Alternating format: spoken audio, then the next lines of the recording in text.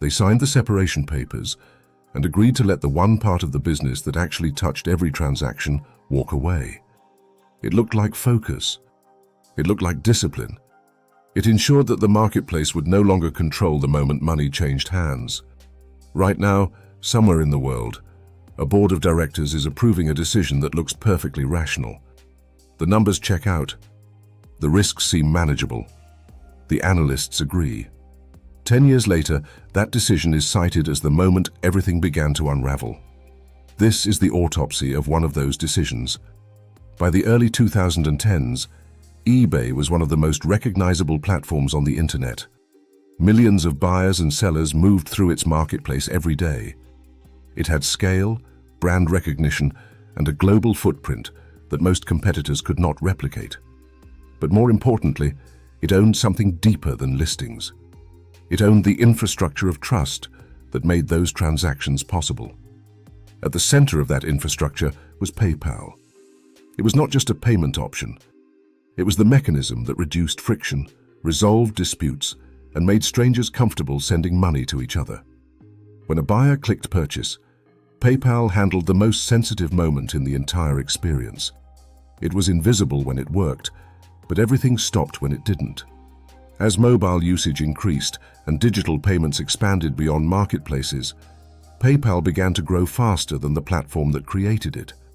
It was being used across thousands of websites. It was becoming a default layer of the internet, not just a feature inside eBay.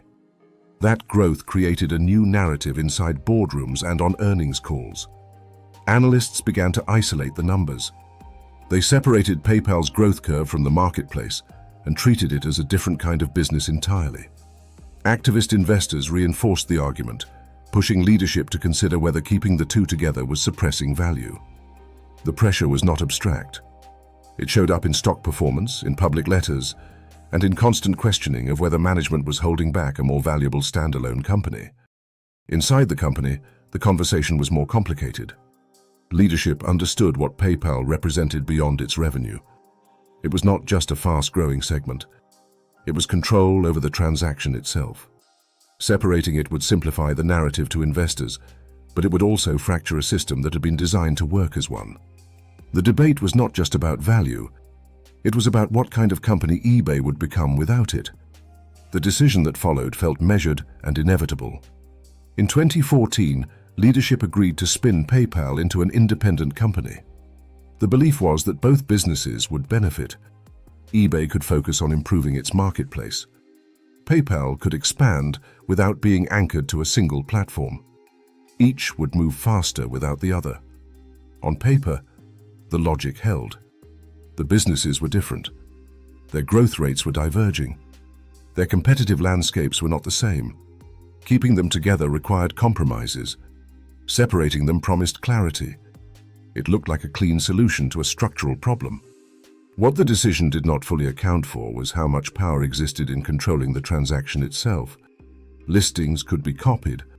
Sellers could migrate. Traffic could shift. But the moment of payment was different. It was the point where intent became revenue. It was where trust was enforced and data was captured. By separating PayPal, eBay gave up direct ownership of that moment. It moved from controlling the flow of money to relying on a partner. Even with agreements in place, the relationship had fundamentally changed. What had been internal became external. What had been aligned became negotiated.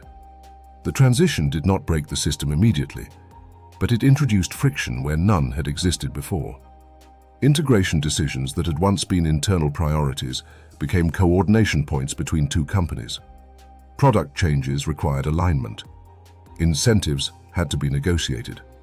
What had once been a single roadmap became two overlapping strategies moving at different speeds. As PayPal expanded, it began to integrate with competitors, platforms, and ecosystems that had nothing to do with eBay. It became ubiquitous. It became independent. And with that independence came different incentives.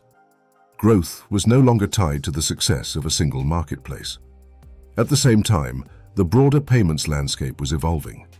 Companies like Stripe were building developer-first payment systems. Apple and Google were embedding payments directly into devices.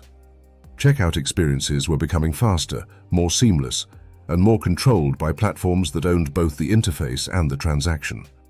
eBay, without its own integrated payments engine, was slower to adapt.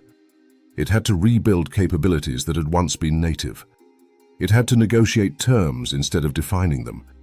It had to reinsert itself into a part of the transaction it had already given away. The effects were gradual, not immediate. The marketplace did not collapse overnight. Traffic continued. Sellers remained. But the underlying leverage had shifted. eBay no longer dictated the full experience from discovery to payment. It controlled less of the value chain than it once did. Over time, that loss of control compounded. Competing platforms optimized their checkout experiences. They reduced friction, increased conversion, and captured more data.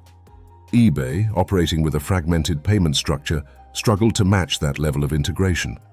Eventually, the company moved to rebuild its own payments infrastructure, bringing transactions back under its control through managed payments.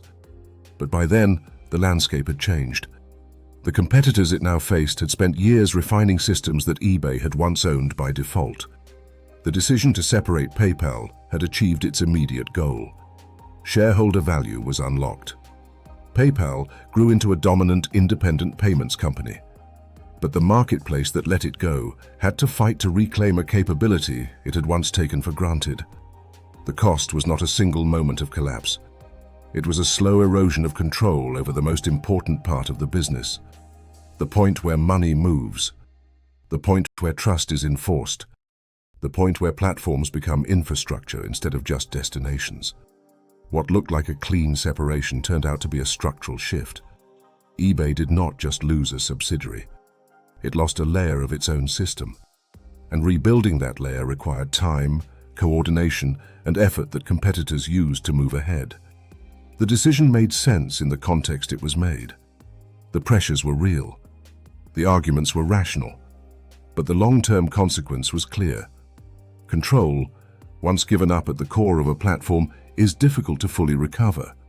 What company today is making the exact same mistake, clinging to the past while a competitor builds the future?